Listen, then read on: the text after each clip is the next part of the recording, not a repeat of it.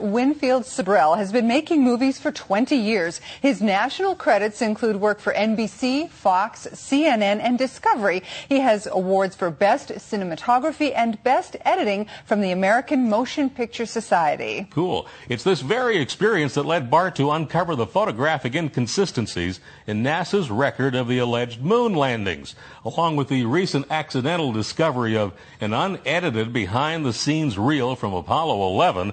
10 years of research culminate in 4 DVDs, including A Funny Thing Happened on the Way to the Moon. Welcome, Bart. Thank you so much for joining us. Well, thank you, Kate and Richard, for having me. It's great to have you. You're not a very popular guy with the astronauts, are you, Bart? Oh, I don't know. Maybe some of them were secretly rooting for me. Who knows? That could be. You know, I never thought of that. It's a good point. Some of them, when we just watched a clip from one of your movies, we saw the briefing of the Apollo 11 astronauts with the press. And, you know, for guys who had just walked on the moon for the first time, they sure don't look very excited. They look like they're at a funeral for about an hour and a half. They have scowls on their faces. Yeah. They passing the buck. None of them wants to answer any of the questions. You know, if it were rated originally at 1 out of 10,000, you know, to succeed and come back alive, you couldn't wipe the smile off my face, you know. I know. And yet they look exactly the opposite at their one and only press conference they gave. I know. Yeah. I mean, the greatest achievement in their lives, and they look so down in the dumps. Yeah. And when the guy sitting to the left of was it Neil Armstrong, you know, give him that sort of a shadowy glance over, I realized right then that these guys are possibly covering up something.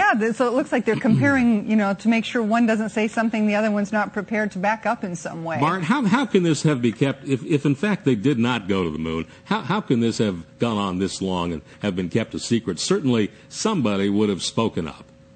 Well, that's the great question, and I asked that originally. You know, I was the biggest fan of the moon missions, and then saw a guy on TV asserting otherwise who worked for NASA, and I went to my bedroom wall and had the pictures up there, and I asked the same thing. How could you fool so many people? And the fact is, NASA did not know that the moon landings were fake. You have 100,000 people who were involved in making the glove and the boot and the door, and they all did their part, but the thing was departmentalized like a pyramid, and only the people at the very top knew what was going on. And the newly discovered footage we uncovered shows that they were, in fact, on the rocket. And getting something into Earth orbit is no small accomplishment even today. However, once they were out of view, there were only 3 eyewitnesses to each mission and a TV picture completely controlled by the government. Mm-hmm. So actually, it was much easier to fake than people first think. So when you've had an opportunity to interview a few of these astronauts, and we're going to show a brief clip now, Bart, of how they responded to you asking them to swear that they did, in fact, go to the moon. This is wild. I found this very funny. You're the one who said you walked on the moon when you didn't.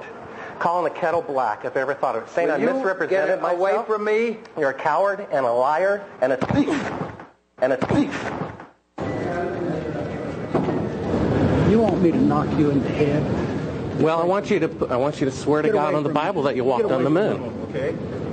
If you walked on the moon, we're given the opportunity to swear to God that you walked on the moon. I'm going to give you the opportunity to get the hell knocked out of you if you don't leave me alone. So why don't you just put the end to the record in the argument and put your hand on the Bible, swear to God you walked on the moon. Mr. Sibrel, knowing you, that's probably a fake Bible. Well, you're talking to the wrong guy. Why don't you talk to the administrator in NASA? We're passengers. We're guys going on a flight. I don't hit people, but you're going to be on the deck unless you get I'm heading out. I appreciate it. And get the hell out of the house. Okay. Well, I take your stuff and get. Why don't you quote me and say it's bull? And the shadows in the wrong place. I don't give a damn about all that. Of lunar orbit being falsified. Being falsified? Correct. We've got an unedited tape from a source at the Johnson Space Center. Yes. Totally nonsense.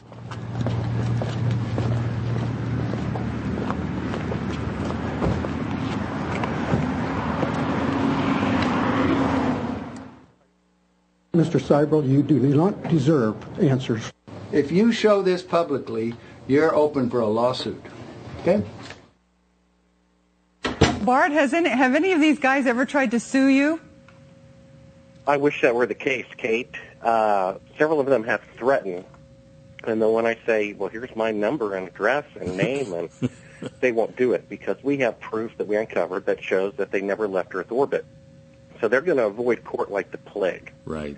As soon as they threaten, and I say, here, call me, do it, please. They will not do it.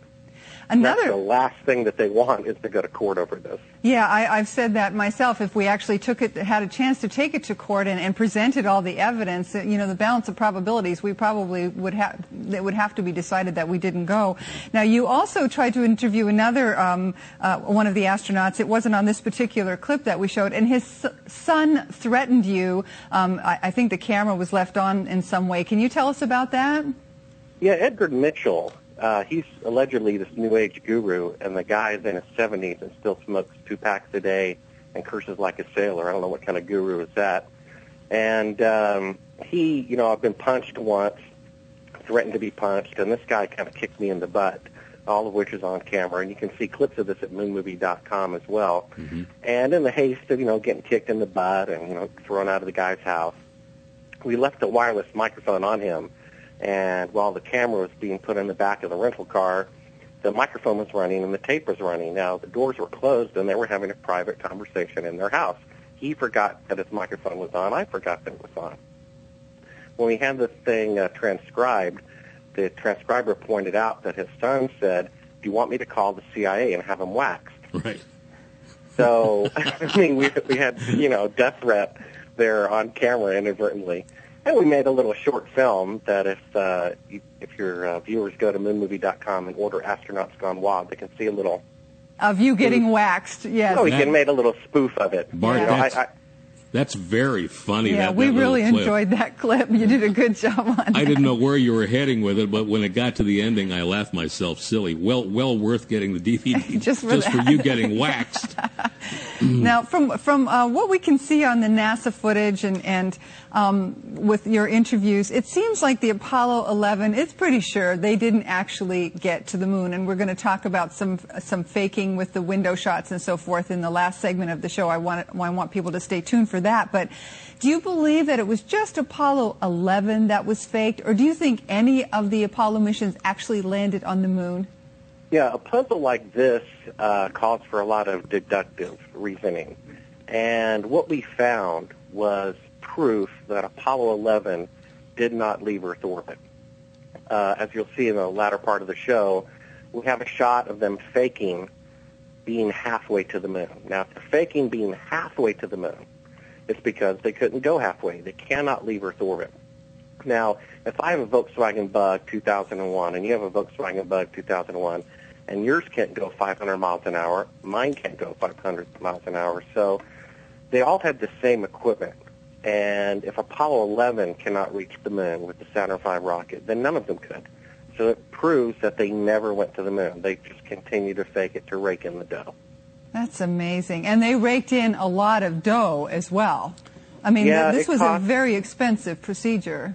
Oh, yeah. Yeah, it would be an equivalent in today's dollars of about $135 billion, or back in that day, $800 for every taxpayer. All right, Bart, hang on with us. We're going to get to a commercial break, and when we come back, we're going to see a clip of how proficient NASA is at launching rockets.